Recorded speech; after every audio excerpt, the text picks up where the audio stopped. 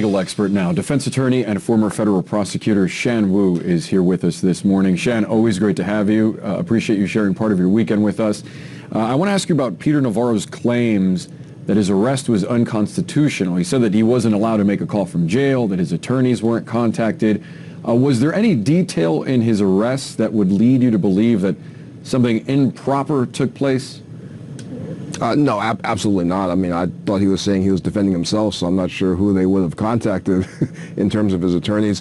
It's a little unusual that in a white-collar case, they wouldn't have allowed him to self-surrender, and that could indicate a couple of things. I mean, one, they might have been concerned that it was hard to reach him and he might flee, given that he was representing himself. And two, they may have been trying to send a message. I mean, I don't think that it's a coincidence of the timing that they announced the declination of Scavino and Meadows' cases, and also, on the other hand, are sending sort of a hard message of arresting Navarro. So it may have been to make that point that they're not fooling around, that when they indict, they're going to treat people quite seriously.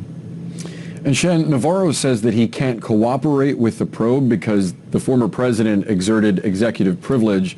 The committee points out that he already wrote about a lot of the topics they want to ask him about in a book that was recently published. Give us your assessment of the strength of his privilege claim here.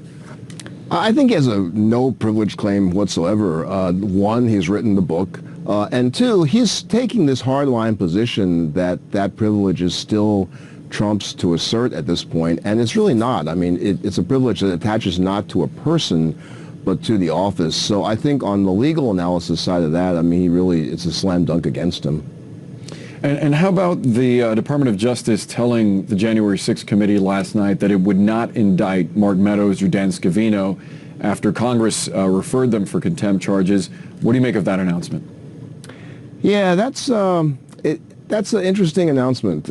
It certainly shows AG Garland and the department's very cautious approach towards these kinds of charges, and that can be a good or a bad thing. I mean, there are distinctions, as Zach was reporting. Meadows and Scavino were higher up. They have cooperated, at least in part. Meadows has turned over documents. It's clear reading the tea leaves that that's what DOJ is parsing very carefully versus someone who's blatantly defying the subpoena the way Navarro did. But overall, I think the committee has a very strong point that you need to either make everyone obey the law and comply or not. I will say, to me, it does not bode well that the department is parsing it this finely, even at the very low-level charge of these misdemeanor contempts. If they're going to really look for these sorts of distinctions and be concerned about them, I think they would find it a very hard decision to make to actually charge higher-up members of Trump's inner circle. Important indicator there. Now, speaking specifically of Meadows, CNN published a trove of text messages that the former chief of staff exchanged with fellow Republicans during the insurrection. They were urging him to get President Trump, the former president, to stop the violence at the Capitol. They believed he had the power, the agency to stop it.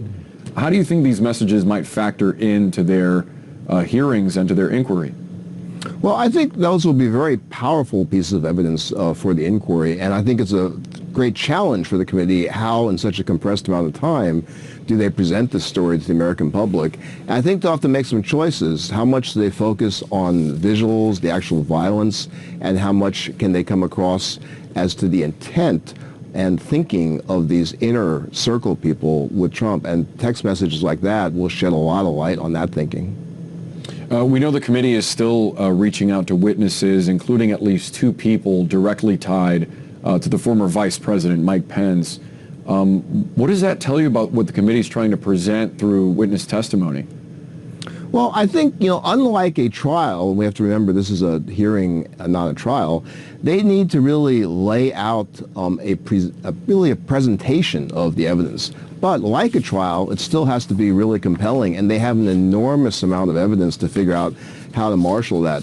So it's clear that they are reaching out to witnesses. We understand that they're going to be using live witnesses, which I think is a very important thing to do. What you don't want to have happen is have this mountain of paper evidence turn the presentation into just a bunch of PowerPoint pictures of messages and documents. It has to be told from a human standpoint. The people perhaps who witnessed the violence, victims of it, the officers, and the people who actually were in touch with Trump's inner circle and were privy to the president's thoughts that were underlying his actions that day. Yeah, making it as compelling as possible for as large an audience as possible, probably their biggest challenge. Shan Wu, as always, appreciate the free legal advice. Good to see you, Boris. Thanks.